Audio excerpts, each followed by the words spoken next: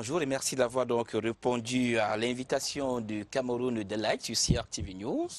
Merci, bonjour Franck Ibissal et bonjour à tous les téléspectateurs. Je rappelle que vous êtes juriste fiscaliste et que ce matin nous parlons donc de la taxe de développement local d'entrée de jeu. On voudrait savoir c'est quoi la TDL et qui est appelée donc à payer donc qui doit donc la payer à la commune. Alors, la TDL, ce qu'on appelle la taxe sur le développement local, est une taxe, permettez la répétition, qui a été créée par le législateur. Notamment, ça a été repris par la loi numéro 2024/020 du 23 décembre 2024 portant fiscalité locale. La réforme qui, en fait, a repris cette taxe-là. Quand je parle de taxe, vous comprenez, la taxe est souvent différente de l'impôt, parce que quand on parle d'impôt, c'est prélèvement obligatoire sans contrepartie directe, alors que lorsqu'il s'agit de la taxe, il y a une contrepartie directe. Alors je vais d'abord dire qui est assujetti à cette taxe. Sont assujettis à la TDL les salariés du secteur public et privé, et ainsi que tous les opérateurs économiques assujettis soit à l'impôt synthétique, soit à la patente. Alors, c'est quoi cette taxe-là? C'est une taxe que l'État a créée pour la contrepartie des services de base que les communes offrent aux populations. Je veux parler de l'éclairage public, de l'assainissement, de l'électrification et de l'adduction d'eau, également de la gestion des ambulances, de l'enlèvement des ordures ménagères et ainsi de suite. Donc, c'est la contrepartie de ces services-là que les communes apportent aux populations qui est prélevée à travers la TDL. Alors on a bien envie de se demander si ces fonds sont donc utilisés à bon escient, parce que je crois qu'il y a quand même dans des quartiers où les populations qui brûlent encore du noir en matière d'ordures, en matière d'éclairage public et tout ce que vous avez cité tout à l'heure. Bon, là maintenant, vous parlez de la gestion effective de ces ressources-là. Mais ce qui nous intéresse aujourd'hui, c'est qui sont concernés, comment c'est collecté. Maintenant, pour la gestion, vous savez, la gestion des affaires publiques, ça dépend des gestionnaires, ça dépend des prérogatives. Mais tout ce qui nous concerne au niveau de la Fédération des centres de gestion agréés, nous fiscalistes, c'est accompagner l'État dans la mobilisation de ces recettes-là, amener tous les assujettis. Pour ce qui concerne beaucoup plus les centres de gestion agréés, ce sont les opérateurs économiques, les entreprises et autres, ceux qui sont à l'IGS et à la patente. Notre mission, c'est de les mobiliser, les amener à payer leurs taxes normalement. Maintenant, l'usage, est-ce qu'il y a les routes, est-ce qu'il y a l'éclairage public, est-ce qu'il y a l'adduction d'eau, cela ne relève pas de vos missions. Est-ce que les ordures empêchent même la circulation, parce que parfois dans certains quartiers ça arrive jusqu'au milieu de la route. Ça ne concerne pas la fédération de CGA. Nous sommes là pour accompagner l'État dans la mobilisation. La gestion maintenant relève des politiques et de la gestion des besoins des populations. Et vous releviez donc la nuance tout à l'heure. Il faut dire qu'il y a comme une confusion donc, qui persiste entre la taxe de développement local et d'autres prélèvements communaux, entraînant incompréhension et litige avec les communes. Oui, il faut rappeler qu'il y a des litiges au niveau des communes entre les populations et les communes, mais pour ce qui est de la taxe de développement local, il n'y a pas de souci. Parce que en fait, cette taxe-là est payée lorsqu'on paye certains impôts. Par exemple, pour ce qui est de l'IGS, de la patente, lorsque vous êtes en train de déclarer votre impôt synthétique de l'année, vous déclarez également en même temps l'IGS, donc ça se fait en ligne. La collecte ne se fait pas sur le terrain directement par les agents de la commune. Donc c'est prélevé par l'État au niveau central. Mais qu'est-ce qui crée donc la confusion? Est-ce qu'il y a des compétences qui se rentrent dedans? Oh, la confusion, il n'y a pas de confusion. Il y a de la confusion parce qu'en réalité, certaines exécutifs municipaux ne veulent pas, en principe, respecter la loi, mais en principe, le recouvrement de la TDL ne pose pas de problème en réalité. Il y a des taxes dont le recouvrement peut poser problème, c'est-à-dire des taxes qui devraient être recouvrées directement par les communes. Mais avec la réforme qui est arrivée récemment, tous les impôts sont collectés en ligne et les exécutifs municipaux non plus, en fait, une mainmise sur le recouvrement des impôts. Donc, ce qui nous intéresse beaucoup plus sur la taxe sur le développement local, c'est le mode de collecte, parce que ça se paye une fois par an pour les entreprises, ce qui est assujetti à l'IGS ou bien à la patente. Et pour les salariés, ça se paye, le montant est annuel, mais on fait le prélèvement chaque mois, c'est-à-dire c'est fracturé sur 12 mois et puis le prélèvement est fait chaque mois. Donc, la TDL, lorsque les montants varient selon soit le régime d'imposition, soit la classe d'impôt pour ce qui est de l'IGS, et pour ce qui est des salariés, ça varie en fonction du salaire également. D'accord. Alors, je rappelle que vous êtes juriste fiscaliste et votre mission est également d'établir les responsabilités donc, pour la collecte de cette taxe-là. Est-ce que vous pouvez donc nous clarifier la nature, l'assiette et les redevables de la taxe de développement local instituée au profit donc, des communes?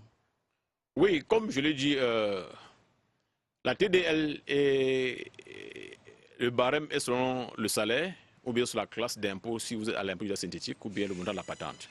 Alors pour un salaire par exemple entre 62 000 et 75 000, je veux prendre le minimum par exemple, la TDL est de 3 000 francs.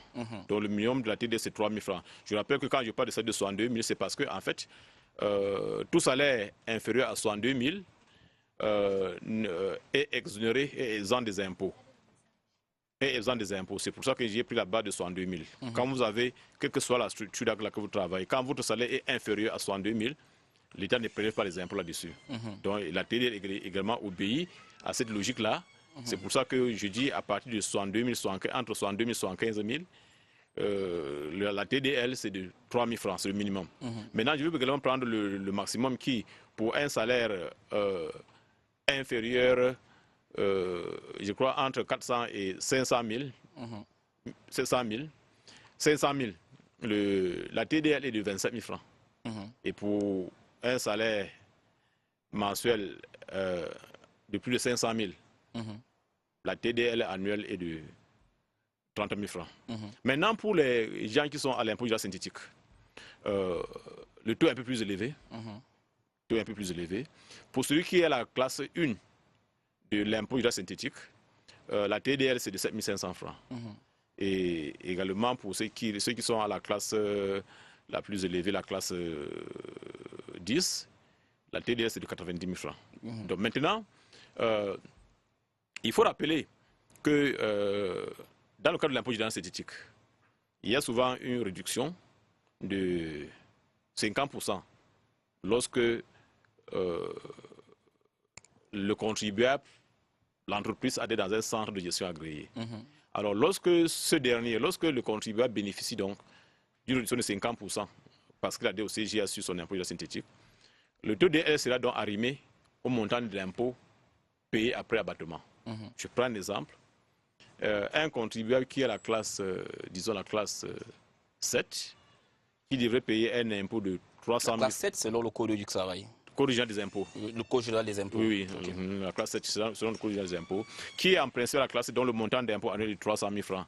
En réalité, la TDL correspondant à 300 000 francs, c'est 45 000 francs. Mais lorsqu'on fait la réduction de 50% pour celui qui est dans un CGA, le montant dont de l'impôt général synthétique à payer, c'est 150 000.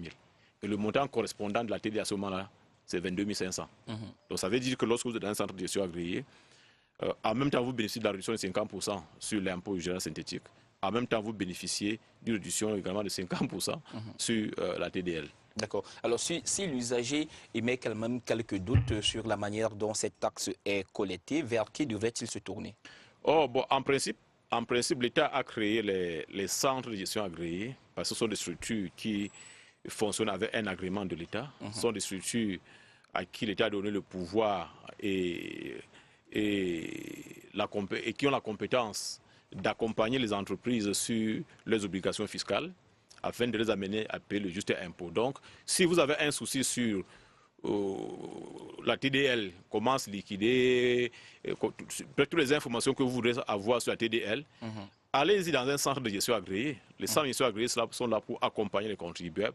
Et même si vous n'êtes pas une entreprise et que vous avez besoin de ces informations et d'un accompagnement pour en savoir davantage comment ça se passe, il s'agit des cas des salariés par exemple qui voudraient savoir comment est liquidée la TDL sur leur salaire, adressez-vous au centre de gestion agréé et vous aurez un meilleur accompagnement et des bonnes informations. Est-ce que toutes les communes sont logées à la même enseigne pour ce qui est de la collecte de cette taxe-là? En principe, le montant est fixé par la loi et le tarif ne varie pas en fonction des communes. Le montant est unique, quelle que soit la commune. Que vous soyez à EDEA premier, EDEA deuxième, Kribi premier, Kribi troisième, Ebolova, Fumban, Koutaba, Penja, Mora, le montant est le même. Oui. D'accord, alors c'est donc un appel qui est lancé à l'endroit des populations ce matin. Payez, mesdames, messieurs, payez donc vos taxes pour aider les communes à être à votre service, pour ce qui est donc de l'éclairage public dans les quartiers, pour ce qui est du ramassage des ordures. Merci, Mouliom Mazou. On va sortir un mot de fin quand même avant de se séparer. Oui, le mot de fin, c'est dire à tous les contribuables camerounais, tous ceux qui sont à l'impôt synthétique, c'est-à-dire qui réalisent un chiffre d'affaires annuel inférieur à 50 millions, d'adhérer massivement dans les centres de gestion agréés pour avoir un bon accompagnement fiscal. Parce que le bon encadrement, le meilleur encadrement, c'est dans les centres de gestion agréés. C'est d'ailleurs pour ça que l'État accorde des avantages, des incitations, les réductions d'impôts pour les contribuables qui sont dans les centres de gestion agréés, pour que ces derniers puissent bénéficier d'un meilleur encadrement afin de payer que le juste impôt. Merci donc Mouliom Mazou. Je rappelle que vous êtes juriste fiscaliste et vous étiez là ce jour pour appeler l'ensemble des téléspectateurs qui nous regardent à se rendre dans les communes pour s'acquitter donc de cette taxe pour le développement local. On va vous remercier. Il faut dire que nous sommes 11 août. Est-ce que c'est une date qui vous parle particulièrement? Bon, c'est vrai que je ne suis pas... Pris au pif comme ça semble être une colle, c'est pas une colle. Je ne suis pas très fort en histoire.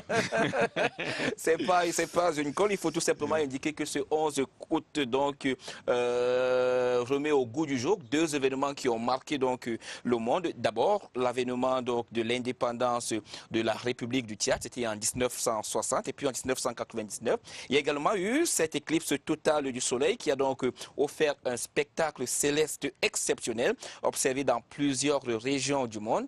Et donc le reporter Yaouba Mamadou remonte donc le temps pour nous dans cette édition.